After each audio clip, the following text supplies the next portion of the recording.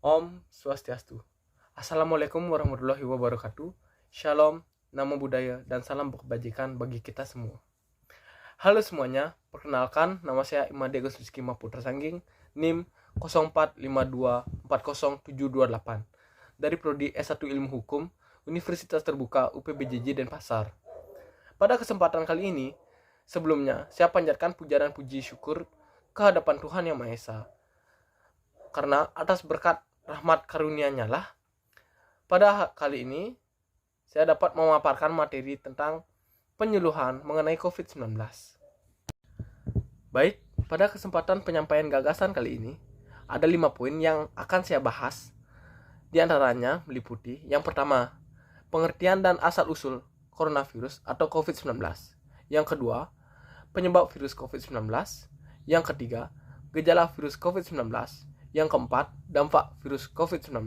Dan yang terakhir, pencegahan virus COVID-19. Kita mulai dari yang pertama, yaitu pengertian dan asal-usul COVID-19. Infeksi coronavirus merupakan penyakit yang disebabkan oleh virus corona dan menimbulkan gejala utama berupa gangguan pernafasan. Penyakit ini menjadi sorotan karena kemunculannya di akhir tahun 2019, pertama kali di Wuhan, Cina. Lokasi kemunculannya pertama kali ini membuat coronavirus juga dikenal sebagai sebutan Wuhan virus. Coronavirus juga menyebar secara cepat ke berbagai belahan dunia, meliputi Jepang, Thailand, Korea Selatan, Amerika Serikat, bahkan hingga masuk ke negara Indonesia sendiri. Selanjutnya, yang kedua, yaitu penyebab virus COVID-19. Virus corona umumnya ditemukan pada hewan seperti unta, ular, hewan ternak, kucing, dan kelelawar. Manusia dapat tertular virus apabila terdapat riwayat kontak dengan hewan tersebut, misalnya pada peternak atau pedagang di pasar hewan. Namun, adanya ledakan jumlah kasus di Wuhan, Cina, menunjukkan bahwa coronavirus dapat tertular dari manusia ke manusia. Virus bisa ditularkan dari droplet, yaitu partikel air yang berukuran sangat kecil dan biasanya keluar dari mulut atau saat batuk dan bersin. Apabila droplet tersebut terhirup atau mengenai lapisan kornea mata, seseorang berisiko untuk tertular penyakit ini. Meski semua orang yang dapat terinfeksi virus corona, mereka yang lanjut usia, memiliki penyakit kronis, dan memiliki daya tahan tubuh yang rendah, lebih rentan untuk terkena infeksi virus ini karena komplikasinya. Selanjutnya, gejala virus COVID-19. Gejala coronavirus atau COVID-19 ini bervariasi, mulai dari flu biasa hingga gangguan pernapasan berat menyerupai pneumonia.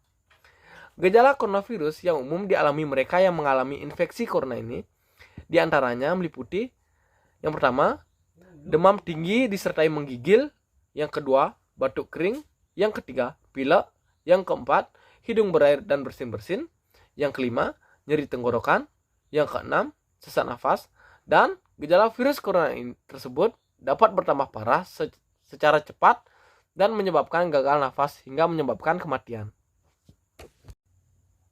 Dan sekarang, dampak COVID-19. Seperti yang kita ketahui bahwa wabah COVID-19 ini memberikan dampak yang luar biasa dalam berbagai bidang, baik itu dari segi ekonomi, pendidikan, masyarakat, politik, bahkan hingga keamanan.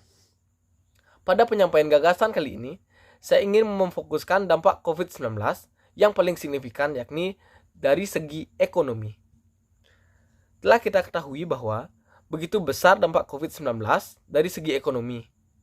Keuntungan yang diperoleh pelaku usaha dan UMKM mengalami penurunan yang begitu signifikan, baik dari sektor pariwisata maupun bisnis serta penerbangan yang sepi penumpang akibat keterbatasan berwisata guna menjalankan kebijakan social distancing dari pemerintah.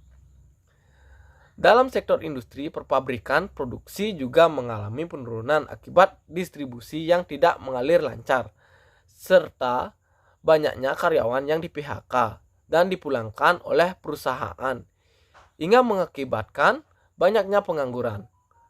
Hal ini tentunya menjadi faktor utama meningkatnya angka pengangguran, dan turunnya kesejahteraan ekonomi masyarakat di Indonesia. Nah, yang terakhir yaitu pencegahan virus COVID-19. Begitu banyak kebijakan-kebijakan yang telah dikeluarkan oleh pemerintah dalam upaya mencegah dan menekan penyebaran virus COVID-19 ini. Beberapa cara pencegahannya yaitu melakukan gerakan 5M, yaitu yang pertama, mencuci tangan, yang kedua, memakai masker, yang ketiga, menjaga jarak, yang keempat, menjauhi kerumunan, dan yang terakhir, mengurangi mobilitas. Selain itu, memakan makanan yang sehat, istirahat yang cukup, dan bagi penderita, menggunakan ruangan terpisah dari keluarga. Memastikan ventilasi ruangan selalu terbuka, segera melaporkan dan melakukan pemeriksaan apabila terjadi gejala virus COVID-19. Demikian pemaparan mengenai COVID-19 dari saya. Jika ada salah kata, saya mohon maaf. Akhir kata saya tutup dengan Om Santi Santi Santi Om. Assalamualaikum warahmatullahi wabarakatuh. Shalom, namo buddhaya, dan salam kebajikan bagi kita semua.